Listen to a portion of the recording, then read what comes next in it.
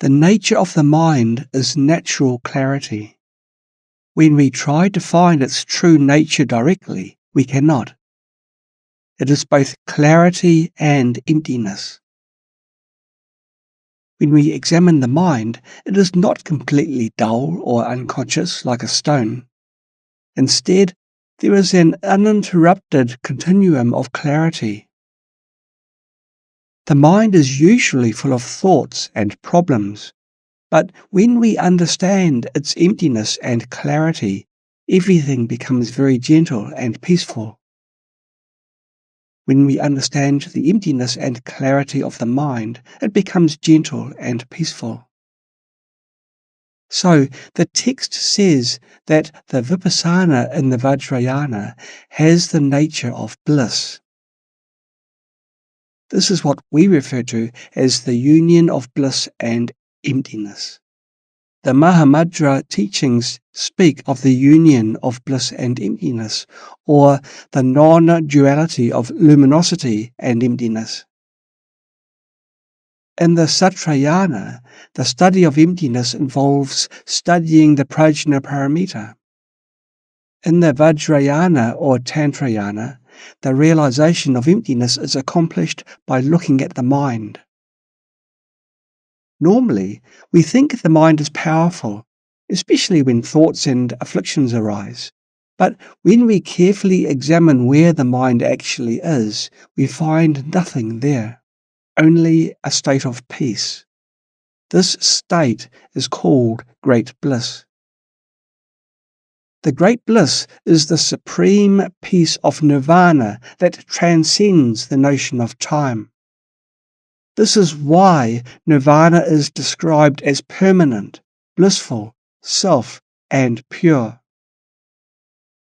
Nirvana has bliss, but it is not samsaric happiness, the joy of any concentration within the three realms, or the peace of the Hinayana.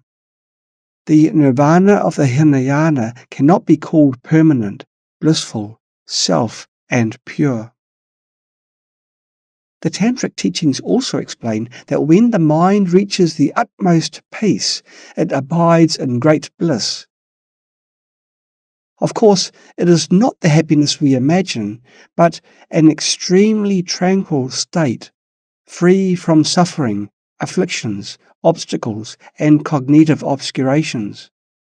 It is the genuine great freedom. Our mind can ultimately attain this state. Therefore, we should be grateful to the Buddha and to all the teachers since beginningless time. We can eventually restore our state of great bliss. This state is called great bliss because suffering and afflictions are no longer present. While meditating, we may think, I cannot meditate because there are so many thoughts coming up. But when we examine where these thoughts come from and what they really are, we find that they do not exist. Although thoughts keep popping up, when you search for their source, you cannot find it. There is only a natural state of peace. When I was very young, my teacher told me that all phenomena are empty, but I thought this was impossible and couldn't be true. Later, when studying the texts, I realized that phenomena are indeed empty, yet I still couldn't see how the mind could be empty. There were so many thoughts and feelings, so powerful that the mind couldn't be empty. But after receiving meditation instructions and analyzing the mind, I realized, oh, the mind is empty after all. Thus, one first discovers that phenomena are empty, then analyzes the mind and finds that it is also empty. Through analysis, it is easy to understand the emptiness of the mind, but what is difficult is to become familiar with and habituated to that understanding.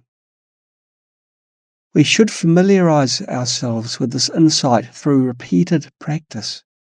First, develop a firm understanding, then continually habituate yourself to it.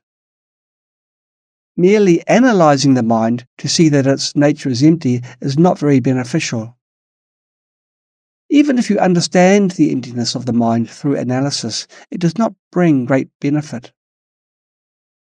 For instance, when suffering arises, merely thinking the nature of suffering is emptiness is of little help. That cannot solve the problem. If you can empty suffering as it arises, that is useful. Otherwise, you are merely talking about emptiness. However, if we accustom the mind to the understanding of emptiness, the mind poisons will be eliminated and suffering will subside. Take, for example, the patient I mentioned today who is in great pain. If his mind abides in meditation or a higher state, emptiness, he will not feel the pain. However, he doesn't have this ability. He is very attached to his suffering, believing the pain is real. In fact, that pain is not real. Understanding emptiness can relieve physical pain. In this lifetime, various afflictions such as anger arise and are regarded as real. Sometimes anger becomes so strong that one falls under its power, speaking harsh words or even hitting or killing others. In the Vajrayana, when anger arises, one thinks, previously I have fallen under its power, but this time I will examine the anger to see what it is, where it came from, and where it is now. When anger arises, observe where it comes from and where it is now. By examining it in this way, the anger will subside. When we examine anger in this way, we will find it is not there. We cannot say, this is the anger, or this is what anger is like, or the anger arises from this spot. It is like seeing someone in a film. There is an appearance of a person, but actually no one is there. Similarly, anger appears, but it isn't truly there. To realize this nature of anger, one does not analyze it logically, but examines it directly. This is using the wisdom of emptiness to counteract and uproot afflictions. There are 6 root afflictions. The first is anger, so one looks for where it first appears, where it comes from, where it stays, and so on. One does the same for the second affliction, craving or desire for external objects.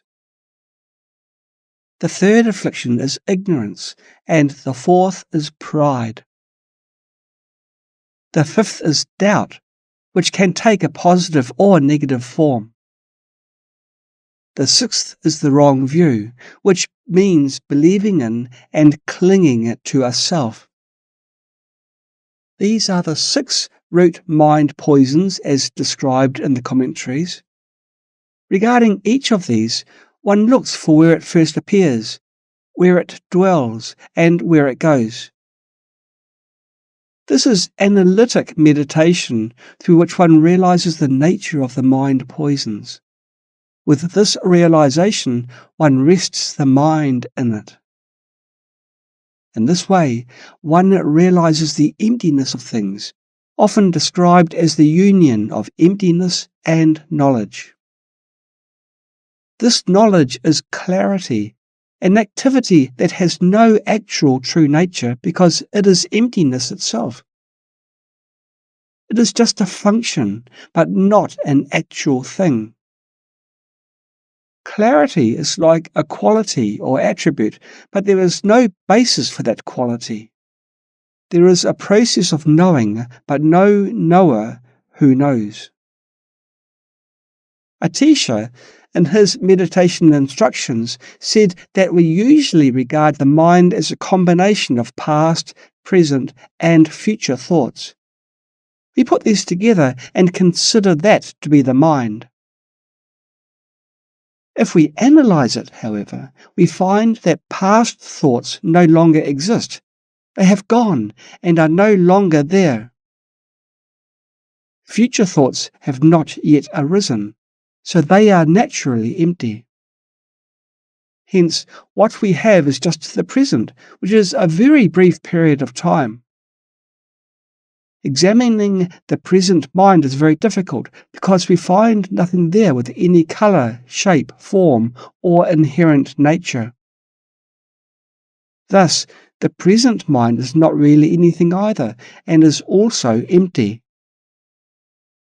Having understood the nature of emptiness through analytic meditation, we then examine who is knowing, who holds this understanding, and find that the knower does not exist. Thus, we recognize this indivisibility of knowing and emptiness, known as discriminating wisdom or discriminating prajna. Some accomplished Vajrayana masters said that when one looks directly at anger, it disappears. Anger is empty by nature and can return to its natural state of emptiness. Previously, it was mentioned that there is no direct remedy for anger, which is correct in the context of Hinayana and Mahayana meditation. In Vajrayana meditation, however, there is the remedy of looking directly into the nature of anger. We haven't introduced this method before. We usually use other antidotes, such as cultivating compassion to counteract anger. This method, however, directly observes the nature of anger, examining where anger comes from and what it actually is. When we discover that anger is empty in nature, it becomes powerless. Only the Vajrayana has this direct method for counteracting anger, while the Mahayana and Hinayana generally don't. The Mahayana and Hinayana deal with anger indirectly, such as through meditating on compassion or selflessness. If you directly contemplate that anger is dependently arisen and empty, seeing the emptiness of all phenomena, this direct method is powerful, provided you know how to use it and are accustomed to it. Those with a natural capacity in this area can use this method. The suitable method may vary from person to person. Indirect methods are not necessarily inferior, and direct methods, if you don't know how to use them, are ineffective. This is all relative. If you know how to use the direct method, which requires having a realization of emptiness, you can use it. You can also use it to counteract desire. When you directly see the empty nature of desire, will you still cling to the object? Likewise, when anger arises, watch it directly. This part discusses dependent arising and emptiness, analyzing the conditioned nature of all phenomena. Now we are still at a relatively initial stage. We need to familiarize ourselves with this understanding over the long term, just as we habituate ourselves to the truth of no self in persons. Through sustained practice, we become increasingly clear about no self in persons and recognize that the five aggregates are not the self. If we earnestly meditate on the teachings of the selflessness of phenomena, dependent origination, and emptiness over time, we can also counteract attachment to phenomena and deal with afflictions more deeply. While the path to Buddhahood may seem long, it doesn't matter. The ideal attitude is to do your best without attachment. The moment you grasp at gain or loss, afflictions arise. Do not crave Buddhahood. Many practitioners emanate an aloof aura. They look too much like practitioners, bound by precepts and labels. Many of you have this tendency, which is normal at the beginning. If a monastic looks like a secular person without any spiritual aura, that is certainly unacceptable. However, do not become too attached. Over time, you might develop an attachment to spiritual practice, giving others a cold impression. Without clinging or craving, the practitioner's aura will not be too strong. You might always crave spiritual progress, thinking, I am a monastic, so others should make offerings to me.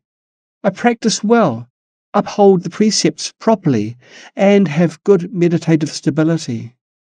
Whoever supports me accumulates merit. The best mindset is to do what you should at every moment. Know what you need to do now and avoid attachment, anger, and delusion. Just live in the here and now each day, doing what you ought to do.